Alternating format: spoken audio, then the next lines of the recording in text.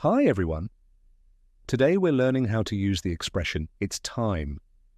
You can say, it's time to go home, or it's time for us to go home. But we can also say, it's late. It's time we went home. When we use it's time plus past tense, the meaning is present, not past. Let's see another example. It's time they were here. Why are they so late? So don't say ever, it's time they are here. We often use this structure to criticize or complain. For example, this situation can't continue. It's time you did something about it. He's very selfish.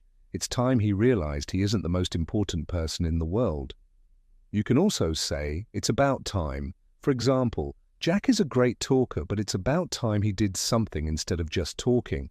So, remember, it's time plus infinitive for neutral use, and it's time plus past for criticism or urgency. Did you guys get it? Let me know in the comments. See you next time.